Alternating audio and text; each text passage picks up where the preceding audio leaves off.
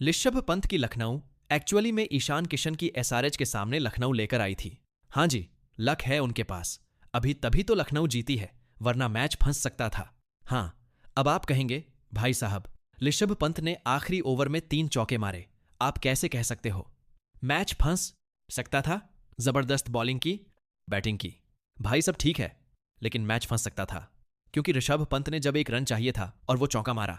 वो चौका अगर आपने गौर से देखा हो तो जब बाउंड्री के पार जा रहा था तो बाउंड्री लाइन के पास आवेश खान ने उसे टक मार दिया था, और वो जो बैट आवेश खान ने मारा था वो ऐसा लग रहा था, सोशल मीडिया पर ऐसा दावा हो रहा है कि भाई साहब बाउंड्री लाइन के अंदर पहुंचने के पहले, अब लॉजिकली ये क्रिकेट पंडित कह रहे हैं, वोलेशन ऑफ रूल हो सकता था। अगर उन्होंने वहां अपील किया होता, क्योंकि आवेश खान उस वक्त फील्डिंग टीम में नहीं थे, वो बैटिंग टीम में थे, और यह अनफेयर प्ले में आता, और अगर ऐसा कुछ होता तो शायद वो बॉल डेड हो सकती थी, वो बॉल अनफेयर प्ले में आ सकती थी। और अगर कहीं गलती से अंपायर ने पेनल्टी लगा दी होती, जैसा बॉल खुरचने पर पाकिस्तान में लगी थी शाहीन अफरीदी की टीम को 5 रन की मैच हार गए, तो शायद यहां भी कहानी पलट जाती, क्योंकि एक बॉल तो जाती ही जाती, सिर्फ बॉल नहीं जाती, 5 रन हो जाते, यानी 2 बॉल में 6 रन चाहिए, और शायद एसआरएच मैच बना सकती थी, मतलब मैच में कहानी हो सकती थी। लेकिन सब इतने खुश थे कि यार गोयनका साहब की आंखों में आंसू हैं, ऋषभ पंत के बल्ले से रन निकले हैं, बैकग्राउंड म्यूजिक कभी खुशी कभी गम चल रहा था, तो किसी ने ध्यान ही नहीं दिया, और इसीलिए हमने कहा कि लखनऊ के पास लखनऊ है, तभी तो ना, वरना आवेश खान बाबू तुमने मामला फंसा दिया था।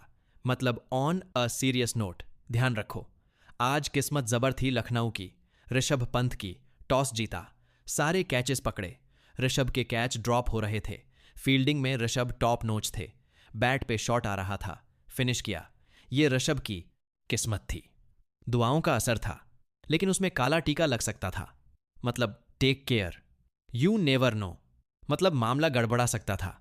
आप बताओ अगर वो लक ना होती, क्योंकि पीएसएल में एक्चुअली ऐसी कहानी हुई थी, शाहीन अफरीदी, हारिस रऊफ ये लोग खड़े थे और फखर जमान ने बॉल को पकड़ के रगड़ दिया।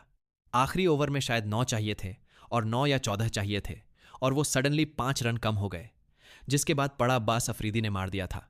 ट्विटर पे जो हमने देखा, उनके यहां तो चल रहा था कि उन्होंने खुद ही अपनी लीग को प्रमोट कराने के लिए ऐसा कर दिया होगा, बट यहां मामला गड़बड़ा सकता था, ऑलरेडी क्लोज मैच था और आवेश बाबू तो बल्ला ले खड़े थे। मतलब हमको वो भी समझ में नहीं आया कि बाउंड्री लाइन बल्ला ले काहे खड़े थे, और बल्ला लिए भी थे तो गेंद अंदर आने पहले करने का मतलब क्या था। लेकिन चलो, आई थिंक एक्साइटमेंट थी, बट मैच दिल की धड़कन बढ़ाने वाला था। आखिरी 2 ओवर में 15 रन चाहिए थे, 19वां ओवर हर्षल पटेल का था, उन्होंने सिर्फ 4 रन दिए थे। मतलब वो तो भला हो नटखट का, वो नटखट बाबू की खासियत है कि वो चाहे आरआर में हो, एमआई में हो, एसआरएच में हो, जहां रहते हैं वो सामने वाली टीम के कैप्टन को पूरा खुश रखते हैं, और वहीं उन्होंने स्मैश भी 9 रन चाहिए थे आखिरी ओवर में। ऋषभ बाबू थे, पहली चौवा मारा, दूसरी मारा, फिर 2 बॉल। ऋषभ भाई ने कहा थोड़ा सा धड़कन बढ़ाते हैं, मजा लेते हैं, मतलब वो चाह रहे थे कि थोड़ा इंटरेस्टिंग हो। 2 बॉल पर उन्होंने धड़कन बढ़ाई और फिर आखिरी पे सेकंड लास्ट बॉल पे चौका मार दिया, वहीं से जीत गए।